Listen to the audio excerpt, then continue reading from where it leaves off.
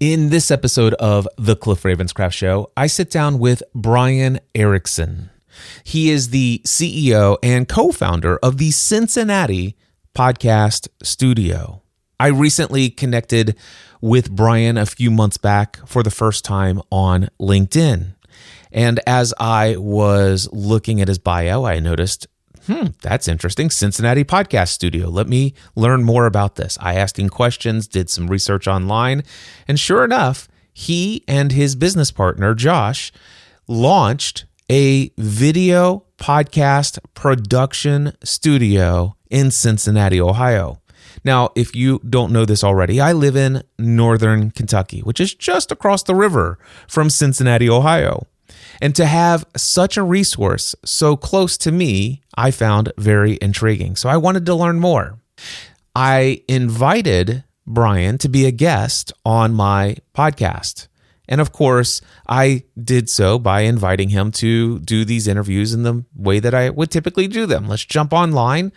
Sometimes I stream those conversations live on various different video platforms. What happened is Brian's like, hey, I would be delighted to be a guest on your podcast. Would you be interested in coming to the studio? We could record it here. And then I'm like, well, that would be even a more intense introduction into his world and what he's doing in the studio. It'd be great to get a tour of the studio, to see the setup, to see even how it works if I were a content creator or a business or some author who wanted to go in and create some content in that space.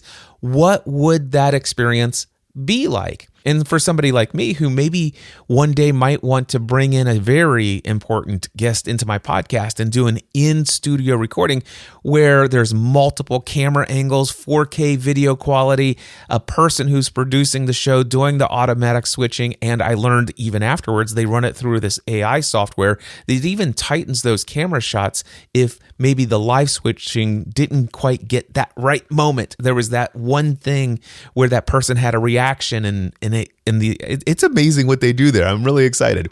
Anyway, so I said, yes, Brian, I would love to come to your studio and record there. And that's what we did.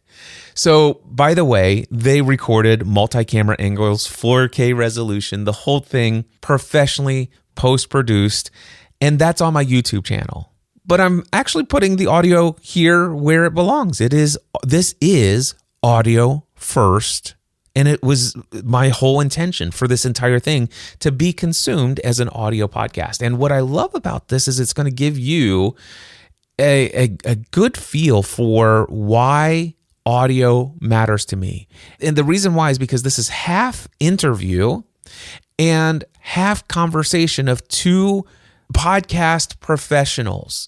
One coming from a very video-centric mentality and perspective, and one coming from a very audio-focused mentality and perspective. But the two of us having great respect for each other's points of view and real genuine dialogue about why we are thinking and how we are seeing certain things. So it started out interview, went into more of a conversation between two professionals, and then went back to interview style to wrap the thing up here. But that's what you're getting in this episode of The Cliff Ravenscraft Show. Brian, how are you? Dude, I'm doing great. How are you doing today? I have never been better. It gets better every single minute of the day. I love the fact that there is a podcast studio in Cincinnati. Yeah, man. It was one of those things that we just saw there was no one else doing it. So why not set something like this up? We love it. It's been so fun. I have a couple questions for you. Okay. The first one that is most important to me is, when did you first ever hear about podcasting? Oh, you know, honestly, the first kind of foray I had into podcasting was the How I Built This podcast back in the day. I would say it was Guy Raz. That's Guy Raz. Yeah. So that was probably, I want to say, about 2017. So I was pretty late to like the world of podcasting, but that show opened up my eyes to the world of like the corporate world, what CEOs think when they're building big companies and stuff like that. It was transformative to me, and it opened up this whole world of like, oh, there's this medium of podcasts I can listen to that I've never listened to before. It was incredible. And especially for someone who had like 45-hour-long commutes. Like it was great.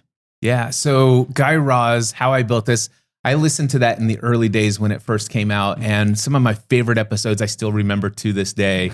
The Southwest Airlines story. That was a good one. Something about whiskey is what stands out in my mind. Yeah. The 1-800-GOT-JUNK. Yes, story. that was a great one. And I loved that show for anybody and everyone who had a product that went viral that, I was like, oh my gosh, I'd love to hear the story behind this. Yes.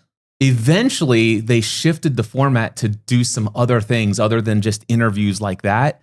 And it lost my interest. And I the dropped. exact same thing for me. My favorite one was the Atari and Chuck E. Cheese guy. Oh, yes. Because gosh, I can't remember his name. I know, I can't remember because it was like Bart it was Mel so or smart. something like that. He made those old video game cabinets, and he's like, "Oh, I just need a place to put them." So he made his own chain and made Chuck E. Cheese. I thought that was hilarious. It was like my piece of like trivia that I would tell people. Did you know that Atari and Chuck E. Cheese is the same guy? I thought it was awesome. Yeah, that's awesome.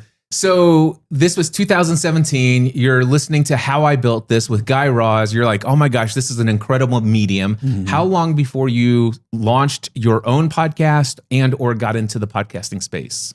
So that's the interesting thing. I actually started in the video space before podcasting. So for me, I started all in this space of just trying to learn how could I be a YouTuber? How could I create interesting shows?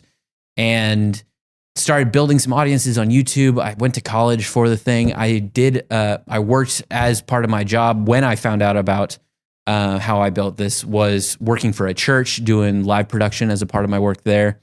And so everything kind of revolved around video for me up until only a couple years ago when I realized like, wait a minute, there's this like convergence of video and podcasting that has like taken over. Because obviously there were the shows like the Joe Rogans, the Call Her Daddy, all those sort of podcasts were all on video, but the layperson wasn't doing much more than like Zoom style interviews for video. So I was like, oh man, what if there was a way to marry the two of those in a way that's accessible for people to do in the long run?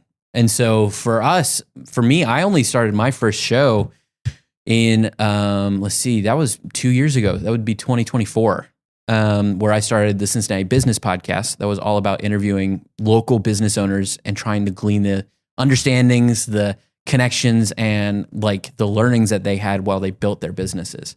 And for me, that was just one of those moments where it was like this aha of, oh, I can do video, I can do podcasts, and I can be hyper relational with really interesting people at the same time. This is perfect. This is exactly what I was built for.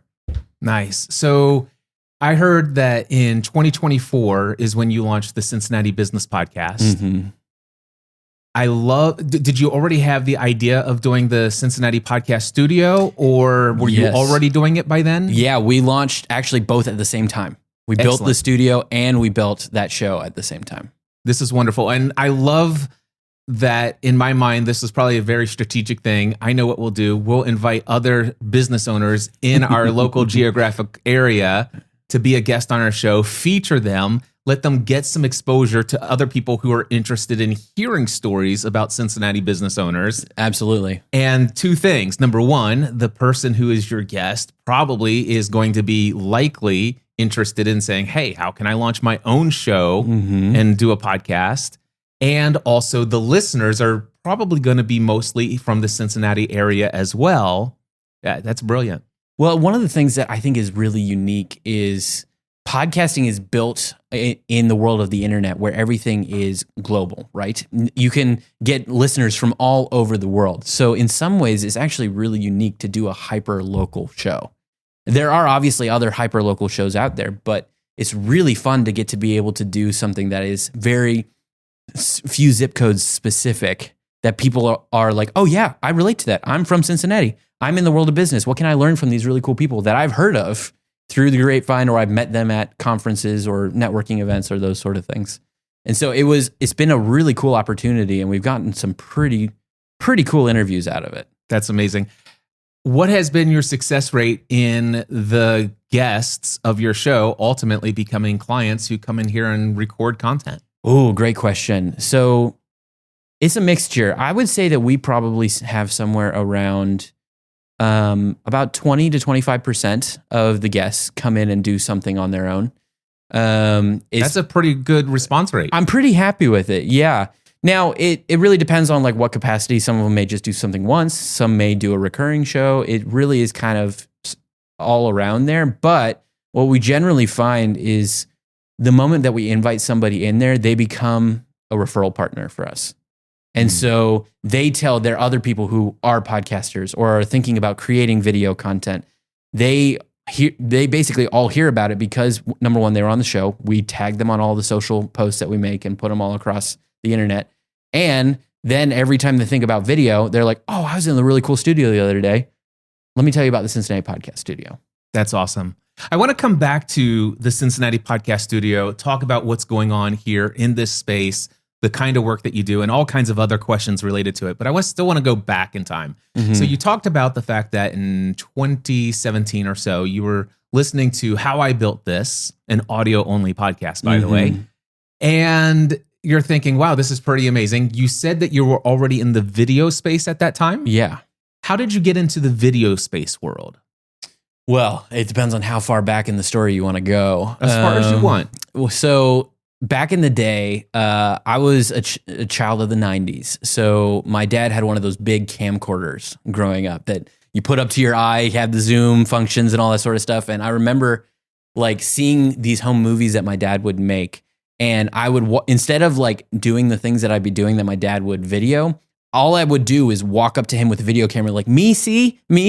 Like, I wanted to be a video guy from that age. It was so interesting and unique to me. And then I kind of lost that pursuit. It kind of disappeared for a while until I hit college, and I bought one of the first GoPros ever.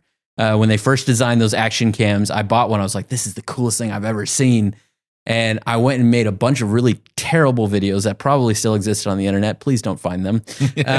But they were this kind of entryway to like it was almost like a drug where I was able to like create content. Other people watched it and other people liked it. That's confusing. Really? Okay, let's keep going at this.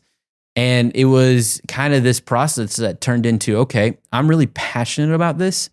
And I think I can really turn this into a career because I also have this kind of entrepreneurial bent. So for me, I was like, let's just do this. Let's give it a try. What do I have to lose? And as soon as I got out of school, I went to work at Crossroads Church here in Cincinnati and got to travel the world doing video production. So you were on staff with the church? I was on staff with the church. It was amazing. Is that the commute that you were talking about in 2017? That was the commute. Yeah, it was. So that whole time I was like learning from podcasts, long drives to work, working in video all day, and then long drive back home at the end of the day, listening to podcasts once again. And it was really kind of then that I started to recognize there was that tie between the two. Curious, do you know the name Tim Schmoyer by any chance? It does sound familiar. Video creators? Yeah. Okay.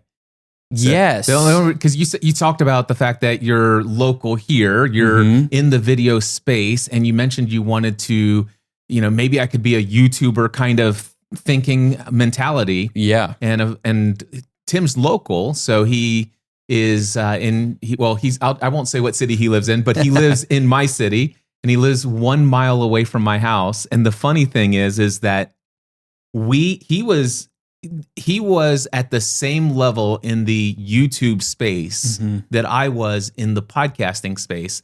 And we lived right next to each other, but did not know each other. But our mutual friend, Pat Flynn, was hosting a meetup in Las Vegas at Blog World New Media Expo. And we both attended that meetup, sat next to each other, introduced ourselves to each other, and then discovered that we were practically neighbors. Oh, man. Now, what year would this have been? Oh, gosh. This would have been 2015, 2016, something like that. Isn't that crazy how small this world is? It is. So, okay, you're at Crossroads. You're traveling the world doing video production. Yep. When did you decide, or what was the process that made you decide to leave your position at the church and go into the podcasting / video angle side of it? Yeah, there's always these stories you hear of people where they say, I was like, this is something I always wanted to do. Or I just had this idea for a podcast and I really wanted to go after it. And I was honestly neither of those. One of the things that I felt like I've always had was kind of a knack for seeing where things were missing. Mm-hmm. And often like that could be everything from like what's missing in an idea to what's missing in the business world, what is missing from a conversation, anything. And so for me, I was looking around and seeing all these video production agencies in Cincinnati and all over the country trying to find a way to create recurring revenue with video production. And they were basically trying to like tack on this like service of like, subscribe to us and you get videos every month, when most people weren't used to that idea before. And so for me, I was in this space of like, oh, wait a minute. There is a model for recurring revenue in video, and it combines with podcasting, and you create this methodology of creating lots of content in one go, and it helps elevate the marketing plan of anybody who's using it. So I'm like, oh, well, this is exactly what I should be doing. There's this massive gap in Cincinnati. No one was doing it.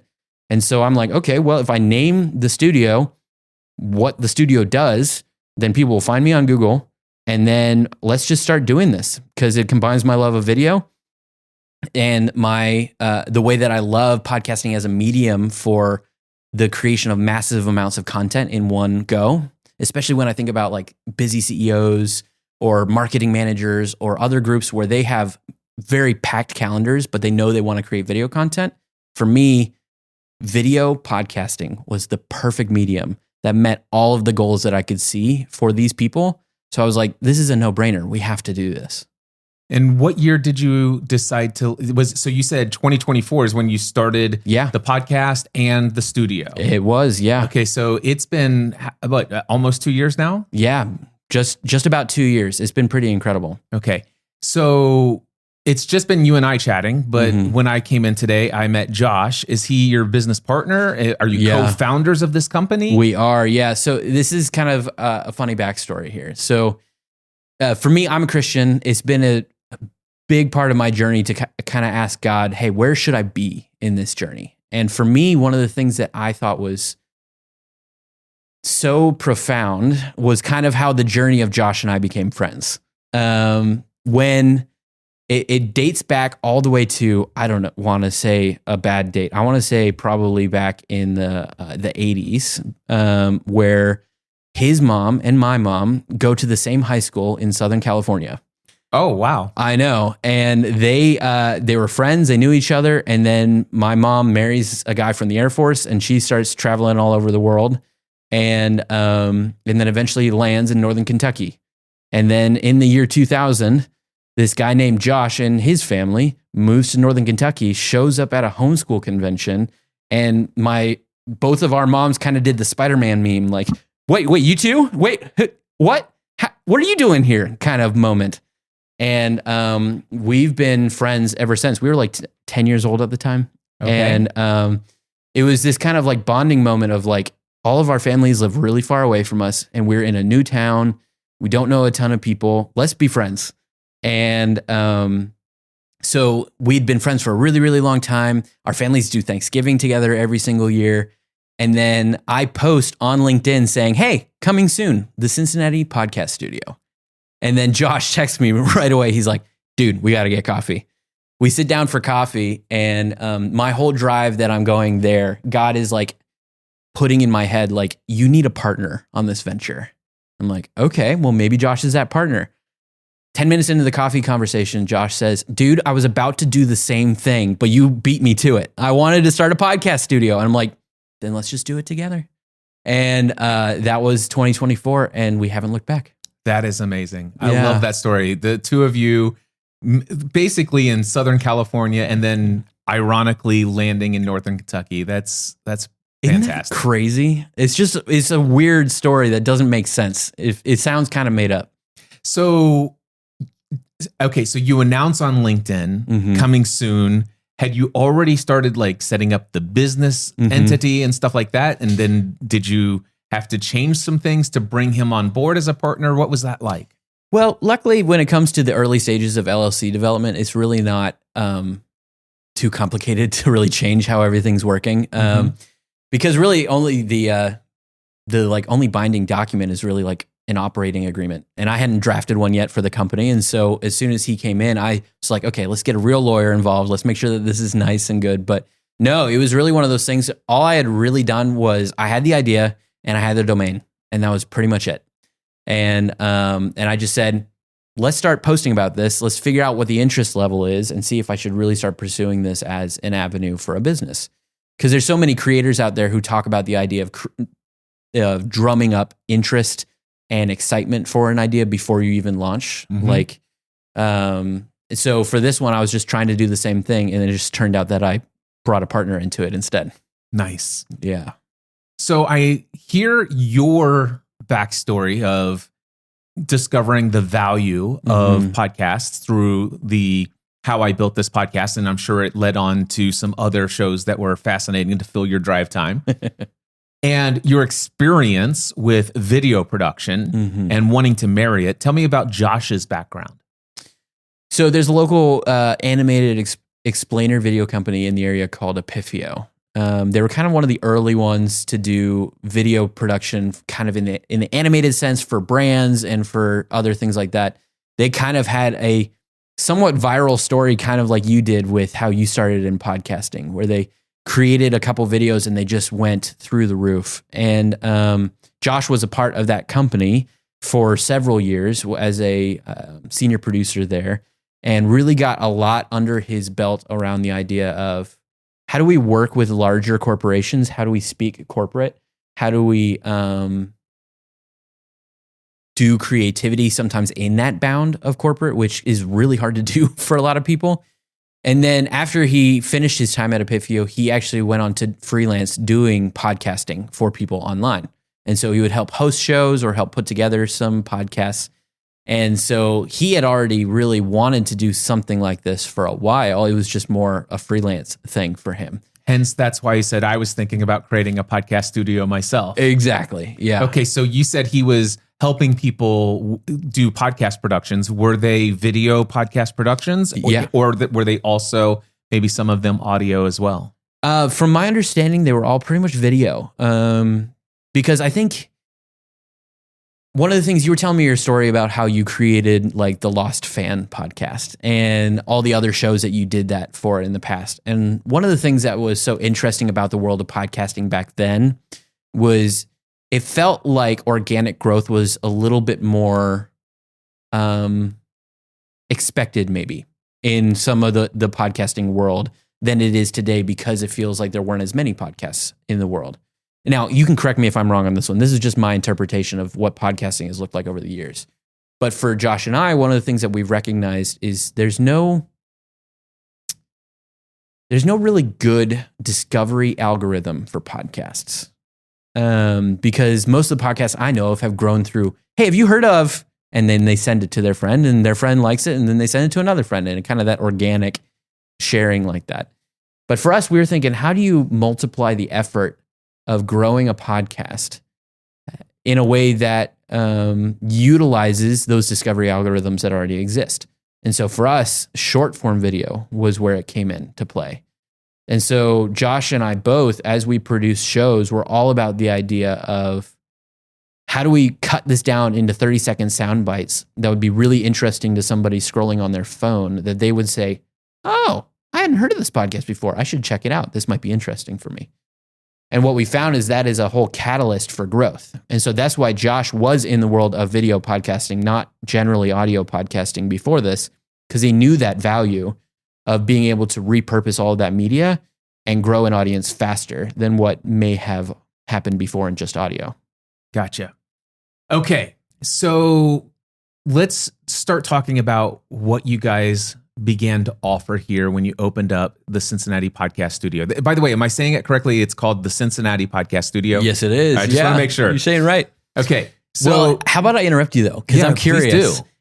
You are the expert in the world of audio podcasting. What do you say to my perspective of the idea of growing a organic audio podcast versus using video to try and grow? Well, I'm in full agreement that there's not a good tool for discovery of podcasts like there is YouTube. There is no algorithm that is going to take somebody who is a subscriber of certain content that's viewed like YouTube. If I watch a video, if I go and search for a video on how do I do something with a particular piece of technology, now all of a sudden YouTube knows I'm interested in this technology. And so the next time I log in, my feed is going to suggest other content creators who are also creating content around that technology, if not the exact device that I was just looking at.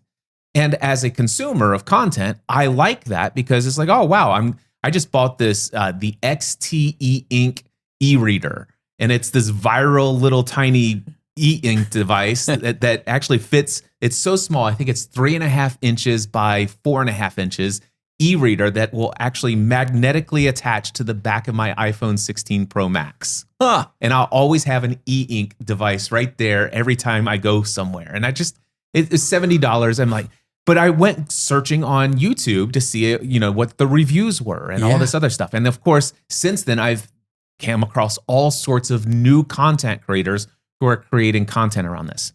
Ironically, I've subscribed to none of their shows, none of their channels. But I did discover them and they got views.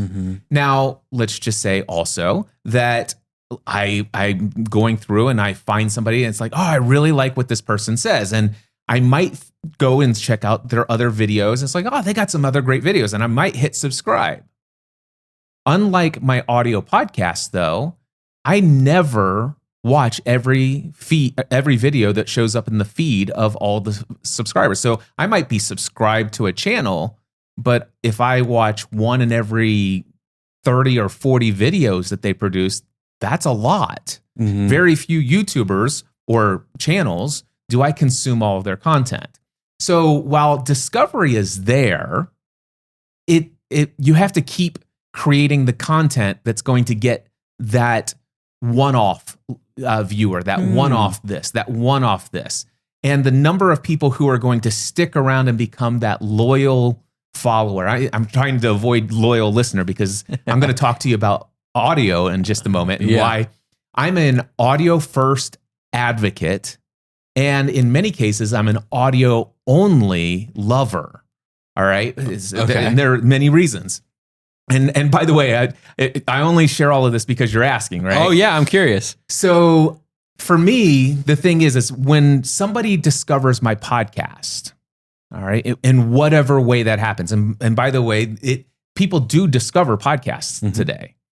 So when somebody discovers my podcast, if they actually click on an episode and it resonates with them, typically all of that other content is also going to resonate. So if they actually listen to an episode, they're probably going to check out at least one other episode. And if they liked both episodes, they click the subscribe button. From that point forward, there's a very high likelihood, 70, 80, maybe even 90% of those people will never skip a single episode that I produce from that point forward if my show is released once a week, no more, no less, and is between 20 minutes to an hour. And so over the course of the next year, I get 52 weeks of their time, effort, and attention. And whereas with video, if you go and look at the retention graphs, you see that after the first few moments, even the people who are your views, most of them trail, and you've got a very small percentage that stick around for the entire video. Yeah. Whereas now, like Apple Podcast Directory has the same kind of analytics for people who are actually subscribed to your show in Apple Podcasts. And you can see the retention graph on that on an audio podcast. My show, let's just say, is an average of an hour.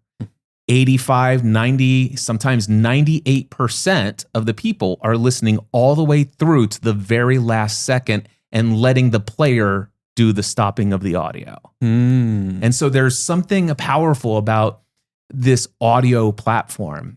So for example, and again, I'm just sharing with you this world that exists out there. So when I consume a podcast that is video, I watch, let's just say, Diary of a CEO with Stephen Bartlett. Mm-hmm. Matter of fact, I'm not subscribed to his podcast, and I only check out his show when I find a viral clip on TikTok.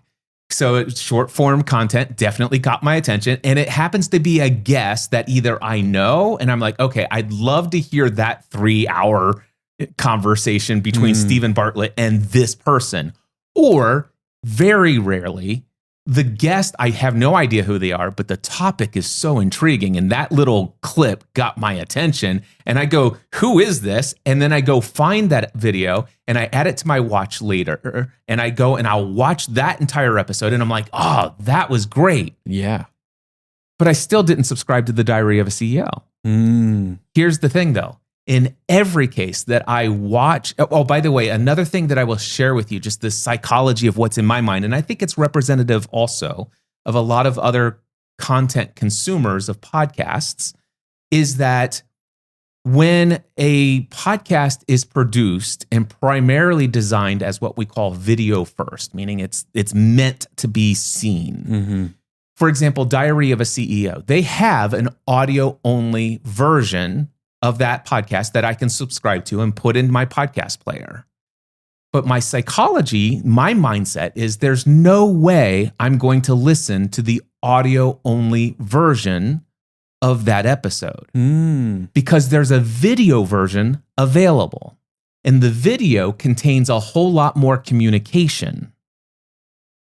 Interesting. And if I only listen to the audio, but my friend and I, who are going to talk about what we heard or what we consumed in that episode, if we want to have a conversation, if my friend watched the 3-hour video interview with Stephen Bartlett and so, he's got a whole lot more information from that episode than I would have if I only listened to the audio, because we speak a lot with our facial expressions, our reactions, the nodding or the or there's so much. And so the thing is that the reason why I do not subscribe to Stephen Bartlett is because his show and Joe Rogan. I don't subscribe to Joe Rogan. I don't subscribe to Lex Friedman.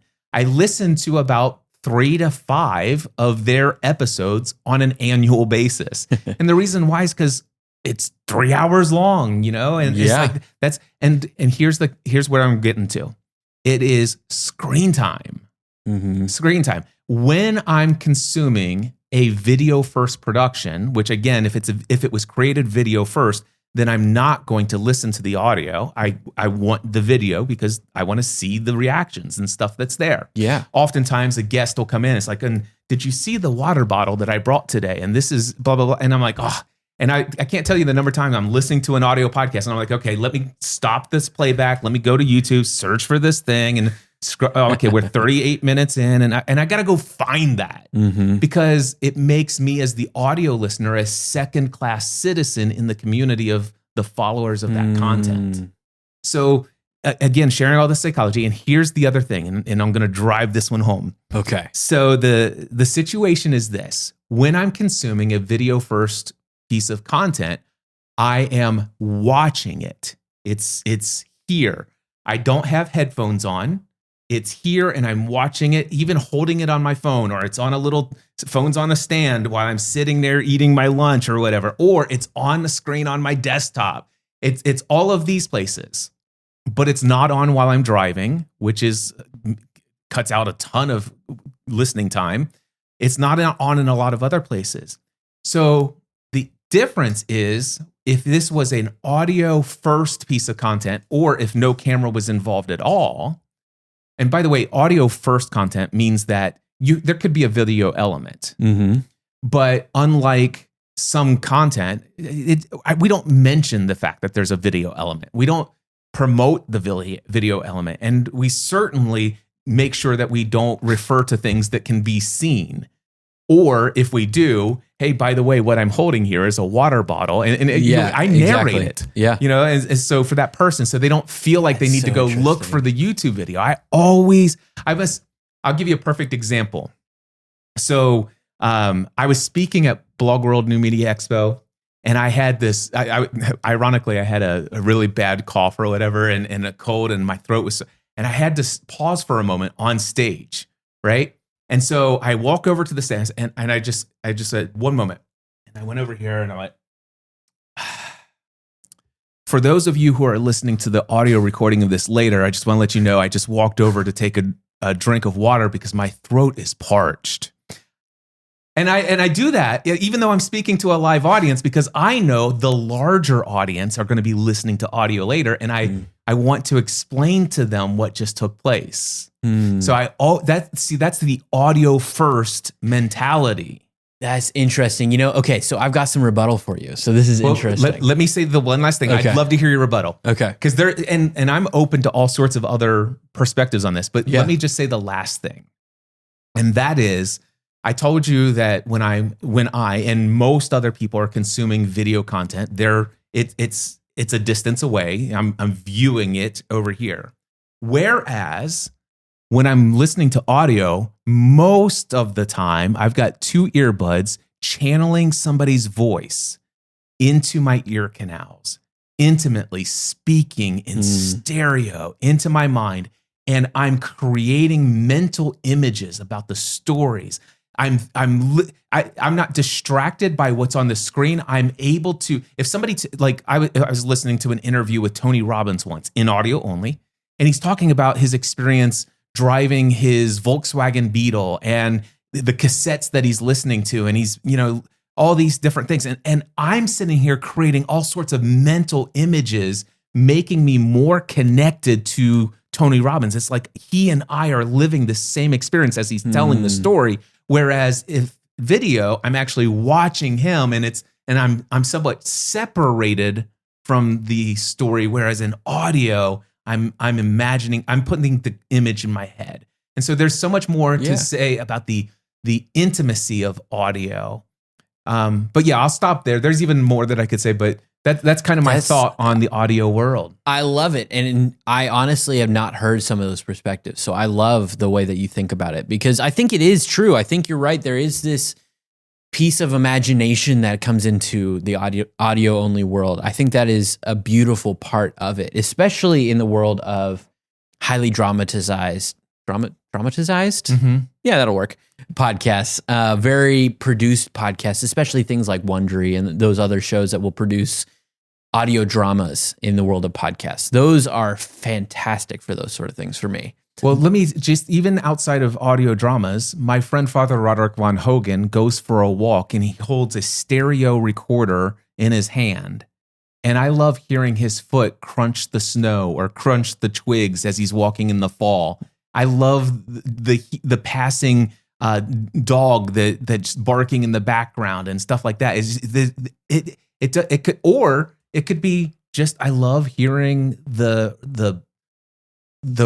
resonance vibration of the deeper frequencies of your voice. There's so much more I pay attention to when I'm not distracted visually. Okay, go ahead. I love it. And that is super awesome. And I would agree. So here we are in a video podcast studio today. And one of the things for me is I tend not to consume most podcasts via video. I tend to take the clips from those shows, consume them via video, but the whole show, usually, I will consume via audio. But one of the things that we are learning about the future generations that are coming after us is that rising percentages of them prefer to watch long-form podcast content on video compared to audio. And so for us, one of the things that we see is there is this beauty in the imagination that comes along with audio. I totally 100% agree with you on that. There is something amazing about that. And I love your approach to describing something that may be happening visually. I was actually listening to Diary of a CEO on my drive-in today, and a guy handed him a snake in the middle of the interview. And I was like, I should have seen this. That would have been amazing. But you couldn't because you're a second-class citizen. In a way. But the thing was, in that same moment where I was like, I wonder what's actually happening, listening to it was almost better than what the video could have been. Yeah, there's an argument to be made, but there is you can't deny the fear of missing out element of, wow, I wonder what's actually happening there. Is this guy handing somebody a snake that's afraid of snakes? And there's you can imagine things, but then there's what's actually other people who are consuming that content are experiencing, and there's information gathered from that experience of viewing that you're not getting as the audio listener. Absolutely true. And so here's the kicker. The thing about the Cincinnati Podcast Studio is we tend to be a video first production that is built for awesome audio experiences as well. And so the way that we do things is generally everything is through conversation. There is rarely any visual aid that is connected to this that needs to be seen to be able to listen to the shows. So all of our hosts that are in our studio, we coach them on how to get their podcast across all the regular audio platforms. And this is a key part of how we really try to sell what we do is they can post on YouTube. And they can post on Shorts and on TikTok and on Instagram. And it can go to Spotify, iTunes, iHeart. It can go to all those sort of places with the same piece of content. And I would argue that probably 90 to 95% of the time, there is no second-class citizen in that space. The only second-class citizen that may exist is the short-form listener who wants to know more and they have to go find the rest of the episode.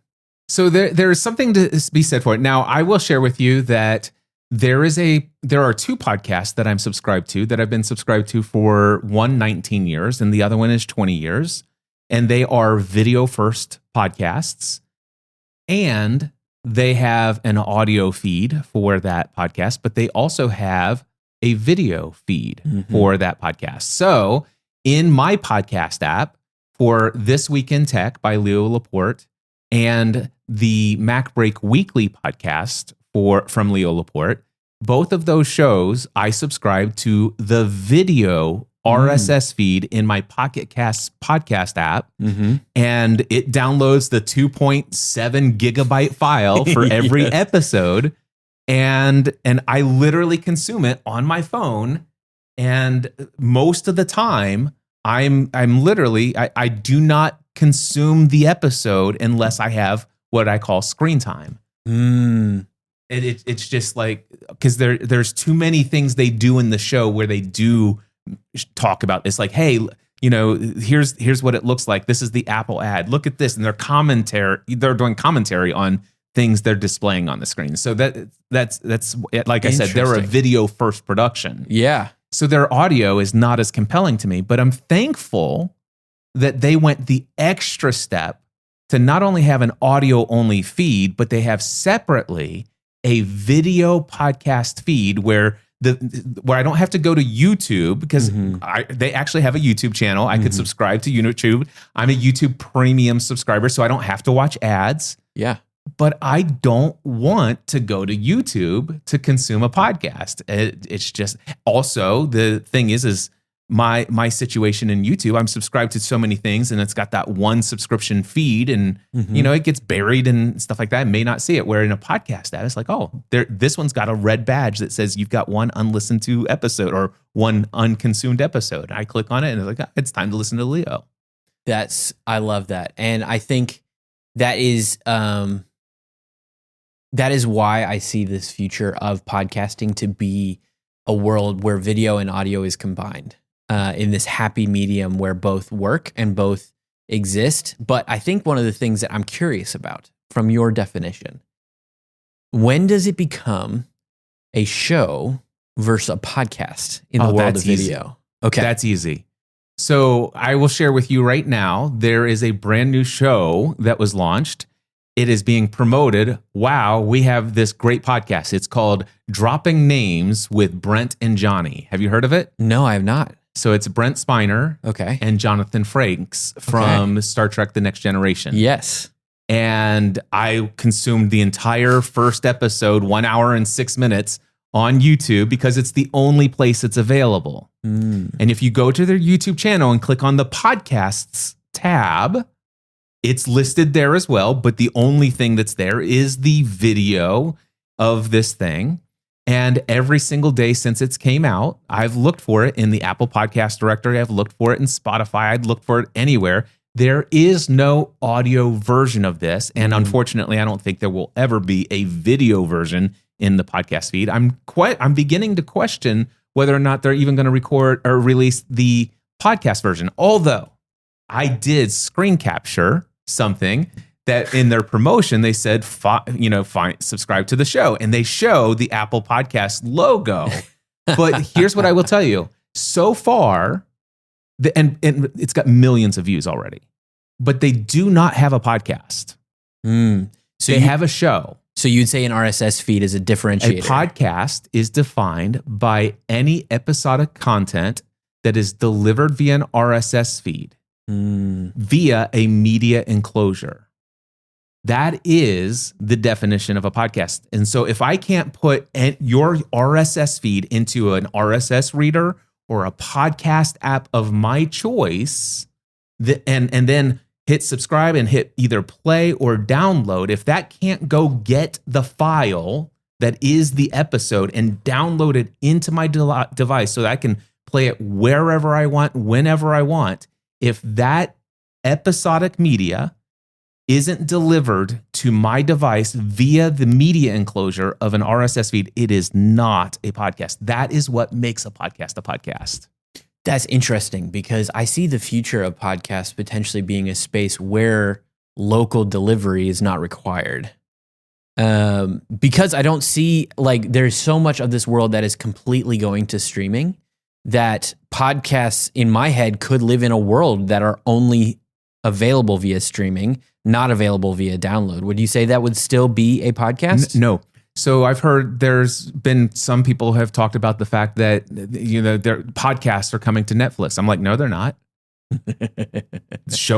Episodic shows are coming. Miniseries are coming to Netflix. Videos of people talking to each other and having conversations are coming, but no podcasts are coming to Netflix unless whatever is on Netflix can also be subscribed to an RSS feed. See, the thing is episodic media streamed online has been around forever. Just having it be the format of people just chatting and having it less polished and produced and stuff, that isn't what makes a podcast a podcast. A podcast is a technical term of how the media is delivered. So let me ask you this. Have you ever went on an airplane trip for 2 to 4 hours? Or I went on a flight to New Zealand. It took 17 hours to get there. Have you ever been on any of those air flights? Well, some of them today have Wi-Fi, but it's spotty at best, if available at all. And so I can't imagine a 4-hour flight without a podcast to consume. But if it was only available via streaming, not going to be able to do it. Okay, so here's another question for you then. Streamers like Netflix have the ability to do local downloads for local shows. Download, absolutely, and it is to the point we were talking about earlier. It is a show that I can download in that app. It's a show that, by the way, the Dropping Names with Brent and Johnny is a show on YouTube. Yeah, I'm a premium subscriber, so I can download it and play it online. But that's been around forever. That doesn't make it a podcast. It's only a podcast when that content is enclosed into a media file such that my device can go and get that media file and download it directly to my device. Yes. Well, I like it. Or stream it to my device. I think you're right. I think that is a great definition and one that I feel pop culture has shifted. It is pop culture. Yeah, there's no doubt in my mind that there's a runaway train of people who are calling what they have a podcast when they have no idea what an RSS feed is or a media enclosure. It's like, oh my gosh, I got 3 cameras, got it set up. I've got Final Cut Pro. I got my microphones. We're sitting here in our own studio at home, and by golly, we edit it all together, upload it to YouTube. We've got a podcast. No, you've got a show. That's so interesting because I would agree that I think that is what the definition of a podcast is. And that's why I love that places like Spotify and other podcasting platforms have created video podcast RSS feeds. I think it's wonderful. I'm curious if in the next 10 years, even though the technical definition of a podcast is that, I wonder if pop culture is going to take over that term and change it down the road. Well, it's kind of like I'd like to have a Coke, right? And you sit down and they bring you a Pepsi. It's like, hey, I'm having a Coke here. It's not a Coke, it's a Pepsi. but people call it a Coke, right? What is the other one? A Kleenex. Yes. It's like, hey, can I have a Kleenex? Dude, that is a great value tissue, right? Pop culture can call it what it was, but only a Kleenex is a Kleenex. Even though, so it's kind of like that. Yeah, I can see the writing on the wall.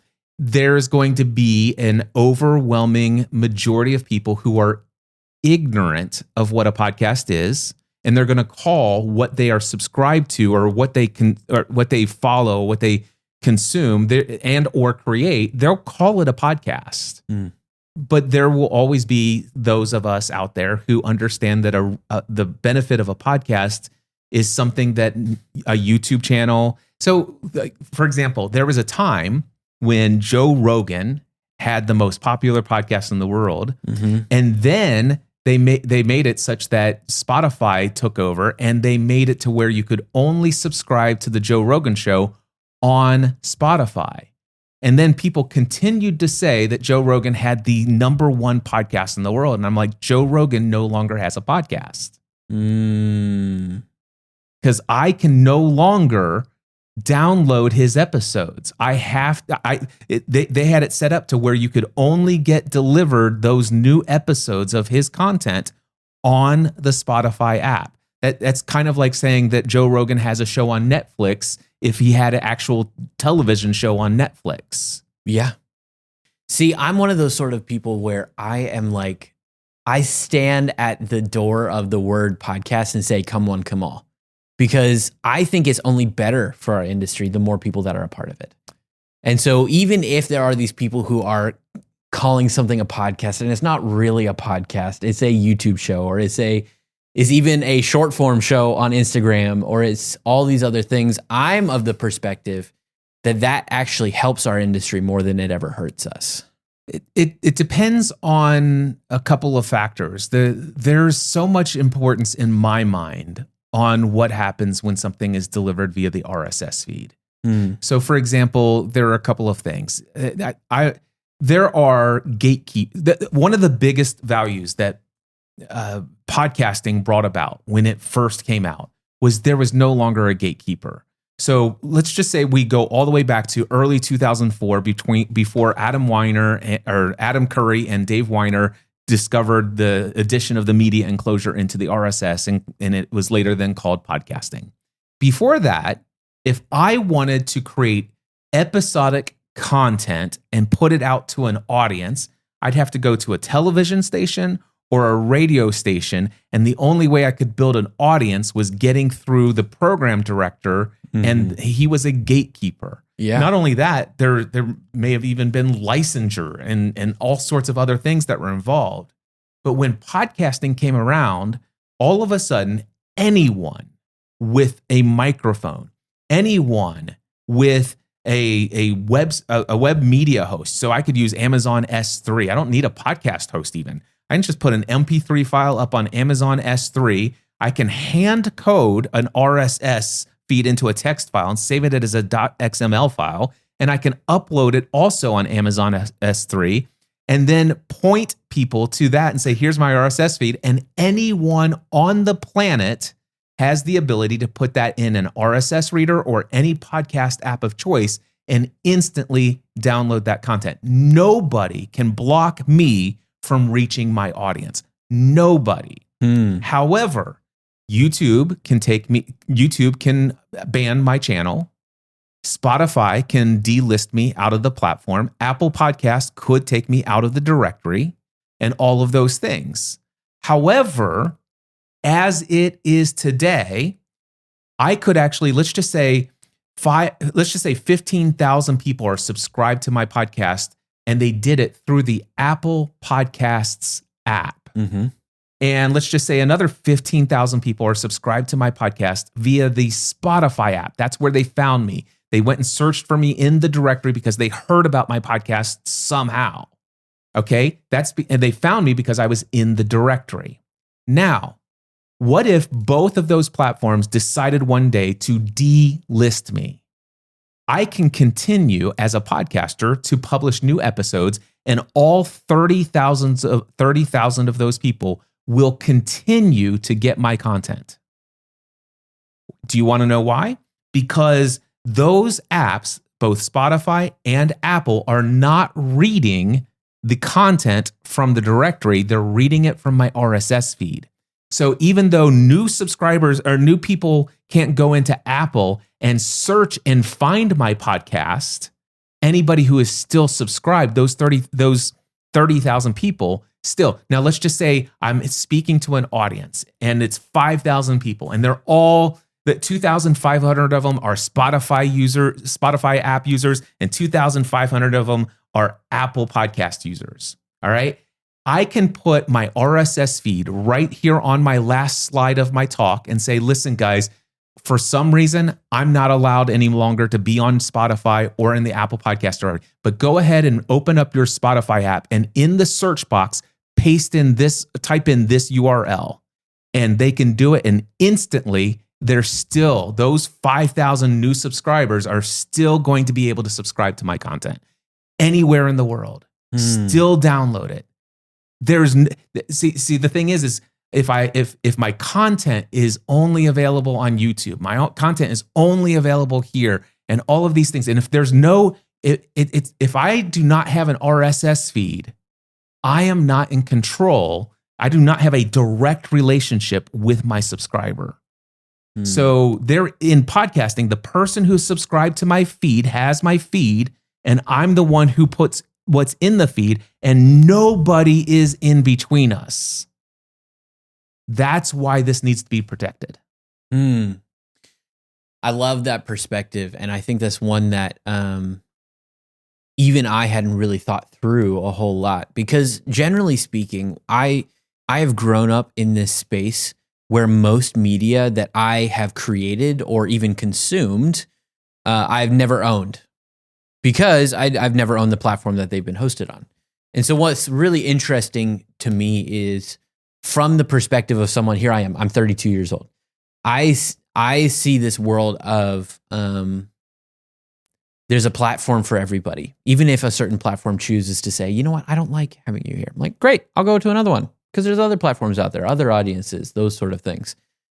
But I love the beauty that you talk about. It's kind of like the people who are avid newsletter fans, like getting their own subscribers. The same way with RSS feeds. Like, I think that's a fascinating and fantastic idea. And part of me also kind of asks the question of why do we need to worry about getting delisted? Are we creating a bunch of content that we shouldn't be? Okay, well, let's go there for just a moment. I love it. Let's hear it. All right. So I'm not sure if you can remember just a few years back, but the president of the United States of the Americas, of America, the president of the United States was taken off of the number one communications platform in the world. The president of the United States. And if it can happen to him, now you might say, well, Cliff, he said some pretty outrageous things. Of course, but so do a lot of other people. But when a platform, and the thing is okay, he could just go somewhere else. And of course he did. He went over and he created his own platform, right? But did everybody go follow him? No. He lost access to hundreds of millions of people. That's what he lost.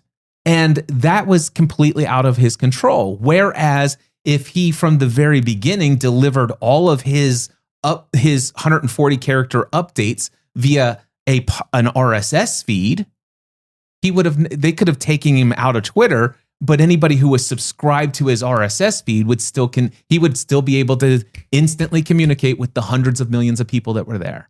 And so I can tell you that, there are times when, you speak about the fact that you're a Christian, and there may be a time when there's Christians and the content that they're creating is not something that is agreeable to somebody else who is not in alignment with that message. And so they might say, you know what, banned, and that can happen.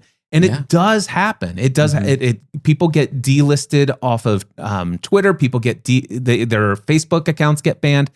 I just watched a guy on TikTok the other day. He's like, okay, guys, I'm here with the new channel. I've been creating content for the last 7 years.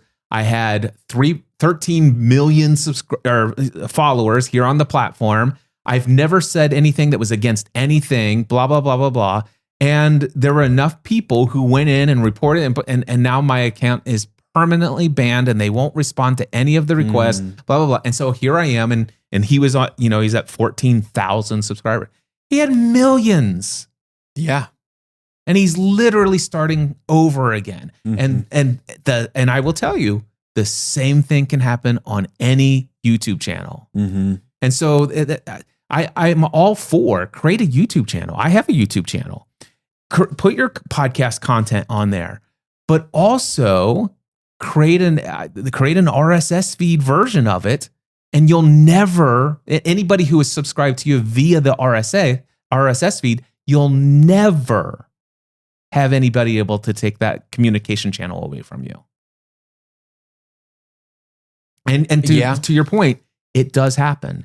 And you do not have to think of anything. You might even think that the most moral thing that you might stand up for could be the one thing that gets you banned. I'll say something just controversial. If a couple years ago, if I would have said, you know what, I think all lives matter, that would be enough in some cases to get my entire podcast removed from a platform. The interesting thing for me, and I don't want to belabor this point, is the example that you gave of like using Amazon S3. Like, you don't own that either. You can get pulled off of S3. I do own that.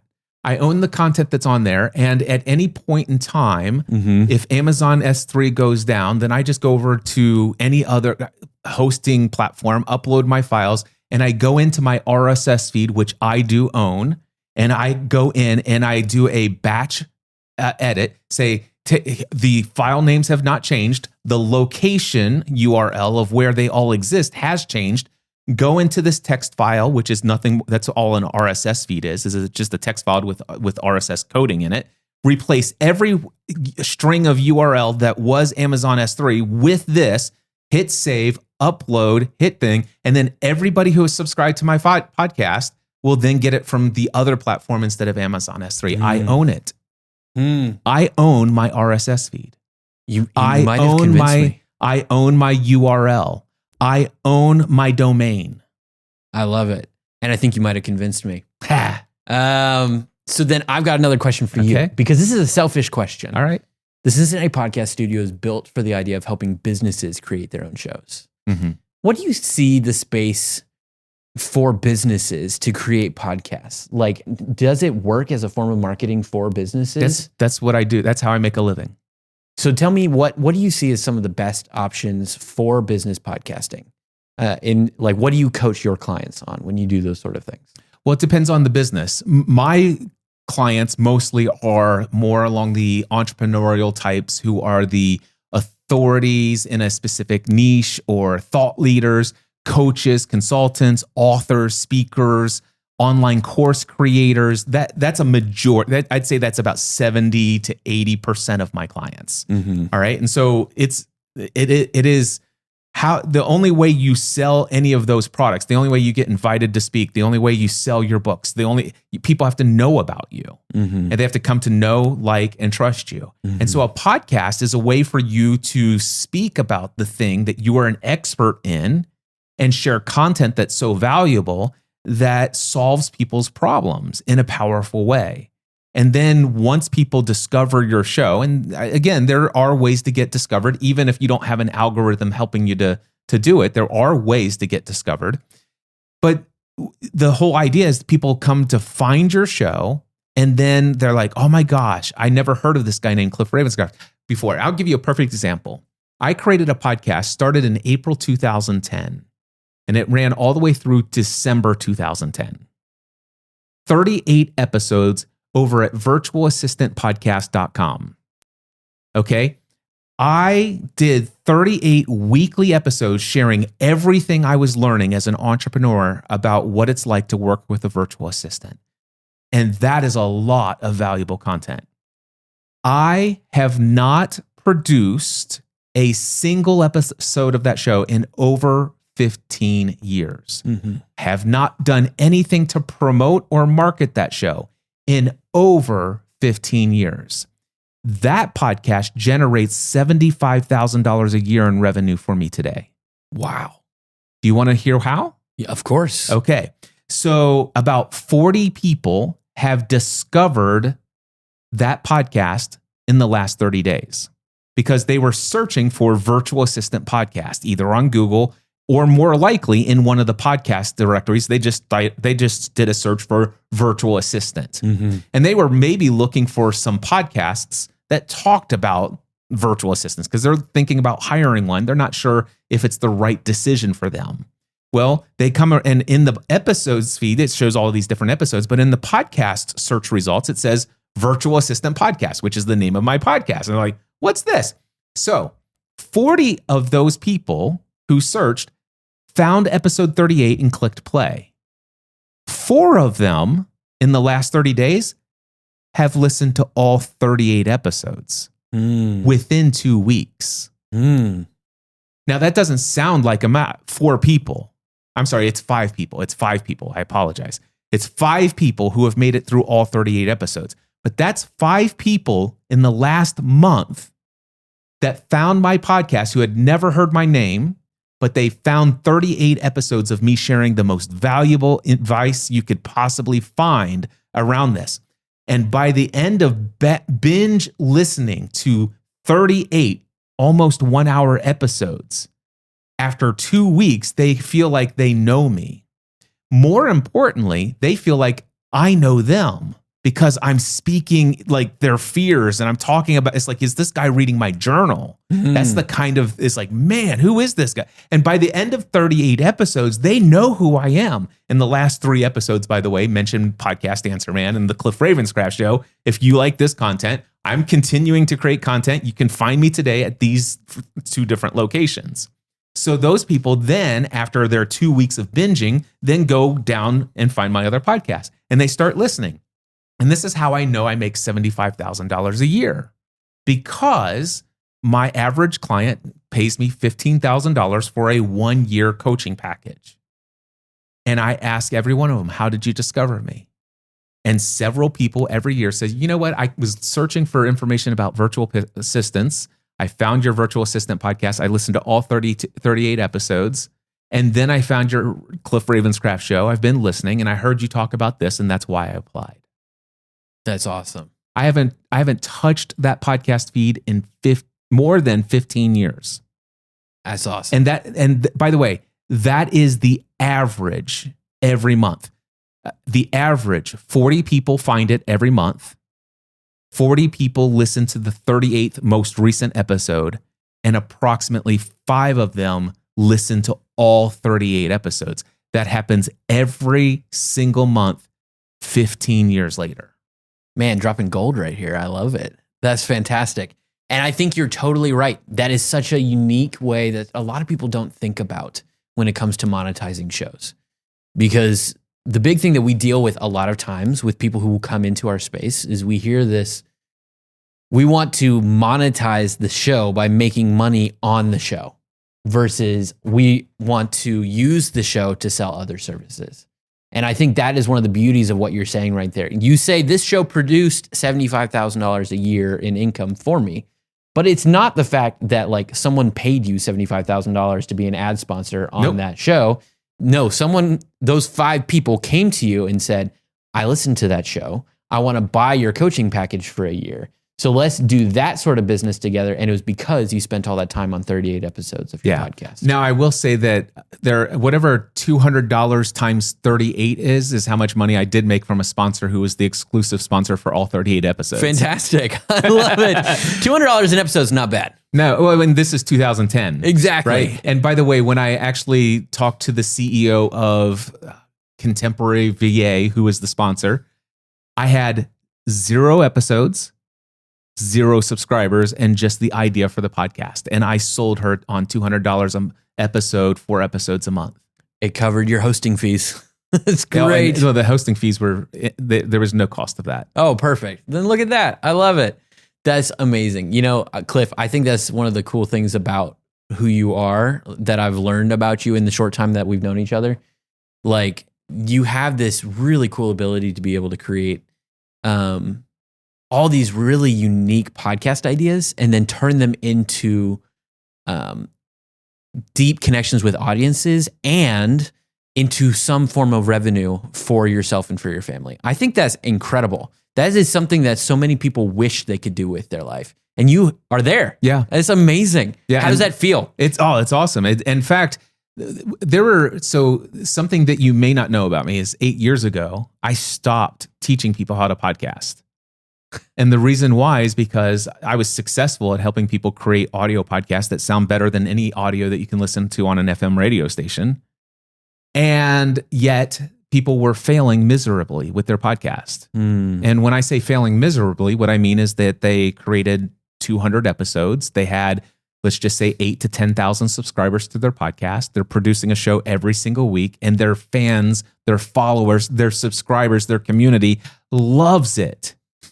And they're earning about $200 to $400 a month. Mm-hmm. And their goal was to find some way to take their passion and their expertise and find a way to generate income so that they could leave their day job and do this instead. And so they were failing. And I'm like, oh my gosh, if I would have known that that was your goal, I would have talked you out of launching a podcast, at least until you had gone through what I consider to be the first 7 steps of building an online business. And once you have validated a paid product or service and that you have a client who has money, who has a problem that they're aware of, that they're willing to pay money to have solved, and that you can solve it and you enjoy solving it. And after you've solved it, they're so happy that they're willing to tell other people. Once you've validated all of that, you now know who your audience is and go create a show for that person. You don't need 20,000 subscribers. You only need 500 of those people. Absolutely. And so for the last 8 years, I actually shut down all of my podcast Answer Man stuff. And I was only said, just call me the Mindset Answer Man. I'm here to do business strategy and mindset coaching. I want you to overcome your pricing fears. I want to, asking people for money, all this. I want to help you get over all of that stuff and also help you figure out the business strategy. Here's how you market. Here's how you, this is how you promote a product or service. This is the process. And then once you have all of that down, let's go create some content so that now you can speak to those people and you have a clear next step for them. And you never have to worry about having tens of thousands or hundreds of thousands. As long as you have 500 to 1,000 people listening to your podcast, you'll earn 6 figures, no problem at all. And then, so I've been doing that. And then in December of last year, December 16th, I celebrated my 20th anniversary in podcasting. And to celebrate, I brought back Podcast Answer Man. So I'm back into teaching people how to podcast once again. I love it. Congratulations on 20 years. I do want to ask you about to wrap up the conversation on video versus audio. So there's video first content is where you're primarily is like, listen, we consider the people who consume our content via the video side, watching the video. That's our main audience. We may also have the audio audience there, but if they want to see anything that we talk about on screen, they're going to probably come over to the video side. Mm-hmm. Ideally, my own personal preference, my advice to anybody that's thinking about creating a video first production, by all means, hire a professional video studio like Cincinnati Podcast Studio for sure. then have them put that video production together, and then take that content, that video file, and upload it to your YouTube channel and any other video platforms out there. YouTube's not the only one. By all means, you already got the file, you already invested in it, put it everywhere But then I would also consider the idea of finding a media host to also store that 2.8 gigabyte video file and host that on a media server somewhere and throw that into an RSS feed and 100%. Let the people subscribe via a video RSS feed. But also create an audio version of the feed as well. That way, it doesn't have, because there are still people in the world who are in other places where bandwidth is very low and or very expensive. And so you want to have those audio only feeds. And then, of course, there's platforms like Spotify. And I just noticed that, what's that? Substack. Yeah. So both of them, I noticed that they'll actually pull the video file, and you can actually click the button while you're watching the video and click over to audio only. And it's literally just playing the audio and turns the video off. Yep. And so even consider that, but make sure, in my opinion, make sure there's an RSS feed. Now, so that's video first. Audio first, you can still do video, do everything we just talked about, but just make sure that if you think about an audio first, you recognize that, wow, it's not, I don't think it's ever going to be, well, it depends. It depends on the video production. All right. So for example, if I were to not come into Cincinnati Podcast Studio and have a person switching the multiple camera angles, keeping people's attention by switching it up a little bit. If it's just me, if I just had you on Riverside FM and you're over here and I'm over here and we're two talking heads and it never switches, and I throw that on YouTube, chances are I'm going to have a much larger subscriber to my audio audience. The number of subscribers in the audience for audio is going to be much larger than the subscribers on my YouTube, because it's not compelling video. It's not good, high quality video production. That's why a Cincinnati Podcast Studio would be a good idea. All right. So probably if I do take this video and put it on my YouTube channel, it'll probably be one of the highest views video that my YouTube channel gets, because I've never considered video first, right? Yeah. But anyway, the other thing is your audio audience may be a fraction of the size of your video. But I will tell you that those who listen to you in audio, you have far greater influence with them, with every word you say, than you do the video viewer.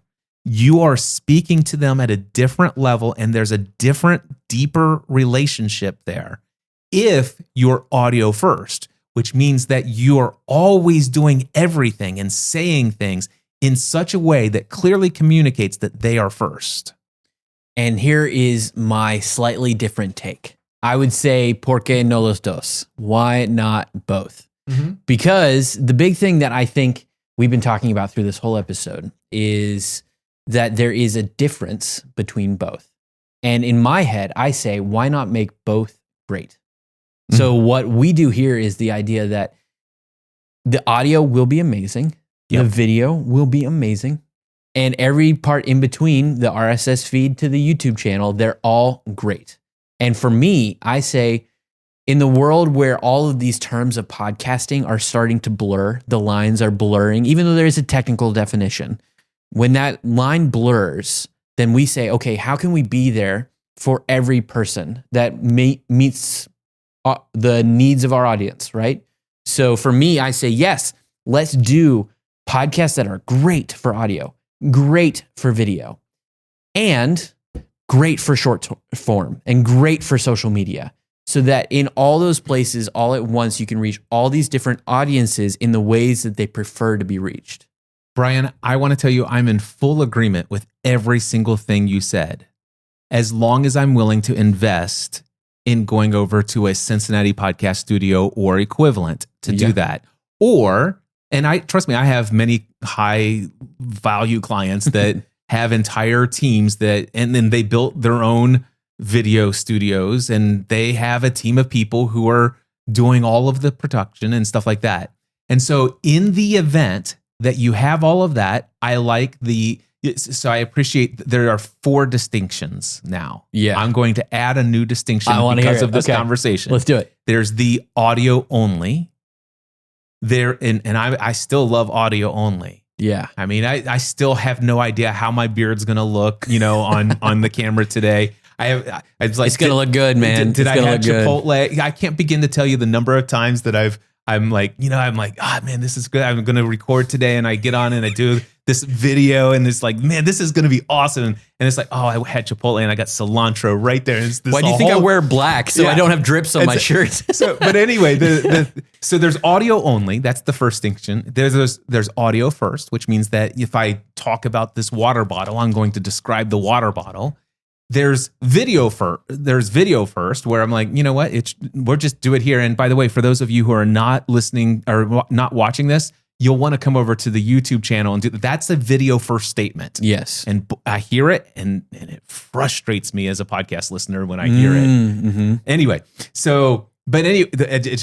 a thing. And then here's the news to state, the both. Mm-hmm. Both audio and video first. Mm-hmm. And what I like about it, it does require that you either invest in a team to do it, to pull this off and come in and set up your own studio and all this other stuff, or come into a place like Cincinnati Podcast Studio. If I were to come in and do this every week and, Josh is back there and he's switching between the things and he just says, Cliff, here's the link to the Dropbox file and it's fully edited, it's fully produced, whatever, here it is. Dude, of course I would do it. But as a solopreneur guy who's sitting at home and wears a t-shirt most of the time and doesn't want to, he's like, yeah, I'm an audio. But I love the concept. I love the idea of having the video first studio. So what I'd love to ask you is, if you have more time, I'd love to ask you about this studio. Are we over time? I think we're good. We can do maybe about another 20 minutes. Okay, at most. So that's good. I just want to, because I want to get some stuff about your studio. Well, I enjoyed everything that you've been saying so far, so I appreciate it. Okay, so let me ask you this: if I were to come in here and I wanted to do my show in this studio space, what's the investment for that? The investment varies. We one of the things that we've recognized is that we're not built for the average content creator, the average solopreneur. We are built for the organization who wants to add on something else to their marketing that they already do. So for us, the range could be anywhere from $500 to a couple $1,000 in episodes, depending on how much you want us to do for you. Because our studio is one of those spaces where we can do everything from multicam switching to editing to short form content creation to posting of your podcast onto the RSS feeds and onto YouTube and all your shorts across all your social media. So it's really this kind of question of what sort of help do you want? How hands-free do you want to be? For us, our motto is kind of this idea of we help you build authority through frictionless video podcasting. So whatever that friction level for you that is acceptable, we can help with. So it can be just you walk in, you walk out. That's it. And then we take care of the rest. It can be you walk in, we do a live edit, hand you that live edited file, and then you can just trim it off, put intro, outro, and then be done. And then create your own shorts and then post it to all the platforms. But we can do somewhere in between there too. So the idea for us is we say, what is the things that you already have comfort in? And then let us do the rest. So what I heard is it could be as little as about $500 per episode. And depending on how much we do for you, it could be a couple $1,000s per episode. And from a business perspective, that's certainly reasonable. I'm looking at your studio. It's amazing. Thank you. It's very cool. Yeah. It is, when you think about the average solopreneur, it's like, okay, it doesn't match that. Exactly. And so, and again, that's where a majority of my clients are. And also they're like, it's just, I'm not sure about showing up on video and stuff like that. But it seems to me that that's your ideal clientele is that lawyer who wants to come in and share his expertise. And you know what? I don't want to touch anything technology. I just want to come in. Yes. I want to say my thing. I want to talk to my guest and dude, just go make it all happen. That's your ideal client. Yes, absolutely. And they also see the financial return on investment of just a valuable, high production value piece of content that speaks of their credibility. Absolutely. I think the big thing is you can do a video podcast via Riverside FM and it can be a video podcast. Now, the thing is oftentimes the brands that we would work with, that doesn't represent their brand well. No, I don't think it represents many entrepreneurs well either. No, that's a personal preference. There are some people who don't mind that. Yep. But you and I being in the world of podcasting, we know it can be way better than that. And so for us, we say this is often the channel where a lot of people, even though they invest in other forms of marketing, this is their main outlet for creating massive amounts of content. Because usually a person who goes into our studio, if they want to do a weekly show, they have enough to post every single day, a new clip, a new full-length podcast, other little things that they can post all across the internet, so that they literally could have a full calendar from 1 hour-long episode a week. And for them, that is valuable because they know, oh, I just got to walk into the studio, walk out of the studio, and then my marketing is taken care of. That is a huge win for those, like you said, a lawyer, or for the local manufacturing plant who wants to try and talk about how awesome their employees are, or the local design firm who is talking through their design principles, but they also want the ability to be able to show a little bit of that online. And so those are the clients that we find are best suited for video podcasting, because the other side is podcasting is so DIY-able. You work in that space. You help coach people how to do DIY. So for us, we say as a business decision that it doesn't make sense to sell to the people who could just DIY it. Yep.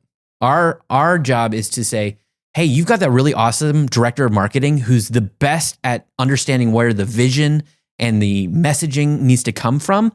Let us be your execution so that you don't have to tie up all your time in that space. And that's where we found a lot of success, and it works really well for our clients so far. That makes a ton of sense. And also, as you were just saying, I literally just had an entire epiphany and a vision in my head as a product that I could offer in the year 2026 and beyond. I could say, listen, if you want, for $10,000, come in, I'll help you create a 7-episode video podcast and audio. We'll spend an entire day down at the Cincinnati Podcast Studio. And of course, I'll charge $10,000, $15,000 for this package. Yeah. We come down here, we record for a couple of hours. You do all the stuff, put it in a Dropbox folder. I go home and I set everything else up, and you look real good. And I just pay you for the exactly whatever $500 per whatever session or whatever, or $1,000 per session. And one of the things that is so fun about this is being a video guy. I know all the other video people in Cincinnati. I mean, there's more than I know, but I know tons and tons of video companies here in Cincinnati. And the big thing I didn't want to do was have to compete with them. Yep. I wanted to be a partner with them. And in the world that can be so cutthroat, like creative services, I was like, no. Let me be your white label. Let me be the guy that's like, you know what? I don't want to have to go out and rent 3 cameras, 4 cameras, 5 cameras to try and pull off this podcast. Let's go to them, pay them their fee for their time, rent the studio for the day, whatever it is. And then we will take care of our clients and bring them into that space. So for me, I am all about this idea of how can these creative services in this world, like you and I, how can we collaborate? How can we work together to build both of our organizations?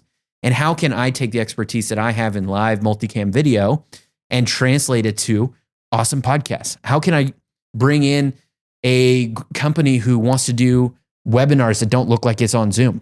Yeah. Okay, great. Do that here. We'll help you do that. How about I help those organizations that want to build an online course? That all works right here in this video podcast studio. because it's all the same medium when you start to think about how video can merge into that. It just depends if it goes on the RSS feed or not. Yeah. Well, it has been an honor, my friend. Oh, thank you for having me. I'm so thrilled that we have connected, and I have no doubt in my mind we will be in touch, and I thank you for your time today. Oh, thank you so much, and thank you for braving the snow that was outside today. Absolutely. Hey, before we go, is there anything else that you want to say that I didn't ask you about? Oh, the only thing I can say is this. Here at the Cincinnati Podcast Studio, our mission statement is no faceless companies. For us, there are these brands of yesteryear, like a Coca-Cola. You don't really know who the person is behind it. And for us, we're saying, how do we develop brands into the idea of creating faces that represent their brand? Because people buy from people, not generally as much from a brand. And so for us, we're all about this idea of let's elevate the people inside your organization. Let's bring the assembly line guy and talk about why he's actually excited about doing what he does. Let's bring in the CEO, have a conversation about why did you build this company? Let's talk with the sales guy and say, how have you solved some people's problems today? And when we get to have all those conversations and put humans, connect them to this brand, you exponentially can increase the ability to connect with somebody else. And so that's what we're super passionate as a studio. And that's why I'm just so excited that you were willing to come here to do your recording. I wasn't going to turn it down. I wasn't going to invite myself, but boy, I definitely loved coming down here, seeing the studio and seeing how this all works. Where can people find you? How do people get in touch with you? Share all of that. Yeah. So everyone can find out about us at CincinnatiPodcastStudio.com, or you can reach out to me at Brian at CincinnatiPodcastStudio.com. Brian. Correct. All right. Thank you. Awesome. All right. That was my conversation with Brian Erickson of the Cincinnati Podcast Studio. Hey, if you are a professional author, coach, content creator, course creator, you're an online business owner, you're on the entrepreneurial path, maybe you have 1 to 5 employees, maybe you're like me, a solopreneur for 20 years. That's not fair. My wife is very much involved in my business. But anyway, I digress. If you are out there and you've ever felt alone in your content creating journey, if you've ever felt alone in your marketing journey, if you've ever felt alone in your business development journey, if you've ever felt alone and isolated when it comes to all of the decisions you face, all of the brainstorming and trial and error and all of those other things, I want to let you know you do not have to do life alone. I am excited to announce that the Next Level Mastermind has returned. This is something that I had done from November 2017 all the way through the end of June 2025 last year. And during that time period, I had worked with over 100 entrepreneurs, each of them committed to at least 1 year in the Next Level Mastermind. And every single entrepreneur and content creator who went through the Next Level Mastermind will tell you that they were able to achieve in a single year what they would have never been able to do on their own with 5 to 10 years or even more. Several of the members who were in the Next Level Mastermind were in the group for 4 years, 5 years, and 2 individuals actually for 6.5 years before I shut it down back in June of 2025. Well, it's back. There's a whole story behind all of those things. If you're ever interested in the back history of why it shut down, why I'm bringing it back, we could discuss that. But I want to let you know, you do not have to be on this content creator, entrepreneurial, business owner journey by yourself. You can benefit from other people who are going after the same thing you're going after. There are people out there who are also service focused, who are consistently looking to improve in their personal and professional growth. People who are willing to bring all of their education, all of their experience, all their skills, talents, and abilities every week to be of value and to offer it to the success of every other person in this mastermind group setting. We just started back here in February of 2026, and within the first 2 weeks, 2 members already signed up, and I am aggressively out there looking for those next people who would be the right fit. And my question is that you? Would you like to do life with other people who understand the decisions you face? Would you like to do life with other people who have accomplished many of the things that you dream of accomplishing?